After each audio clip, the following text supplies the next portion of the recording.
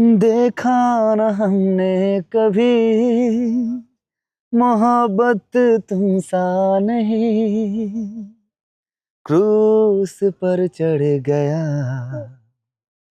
कोई तुमसा नहीं। তাই তো বলো, আমরা যিশুর মতন কাউকে দেখিনি, কারণ জিসাস ক্রাইস্ট সবাইকে ভালোবাসে। বলো, বড়কে, বাচ্চাকে, বুড়োকে, সবাইকে ভালোবাসে। তাই তো বাক্য বলছে যে শিশুদেরকে আমার নিকটে আসিতে দাও।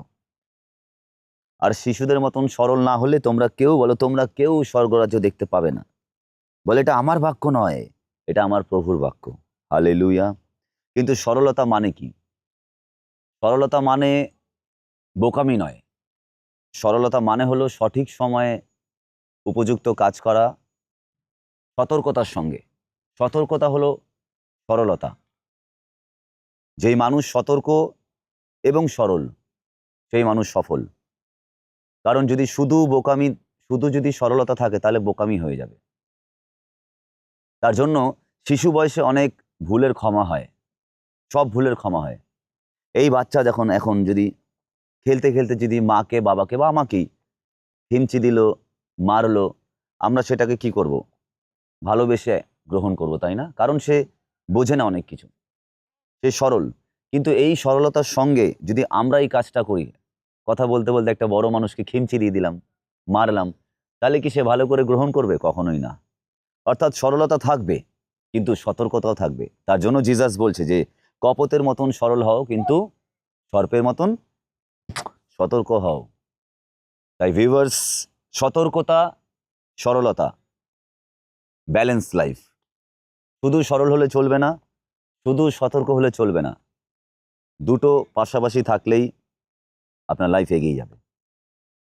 আমরা প্রার্থনা করি আপনার জন্য। প্রভু যিশু আমাদের প্রত্যেককে ব্লেস করুক, যাতে সুন্দর আমাদের প্রত্যেকের লাইফ সরলতা এবং সতর্কতার সঙ্গে অতিবাহিত হয়।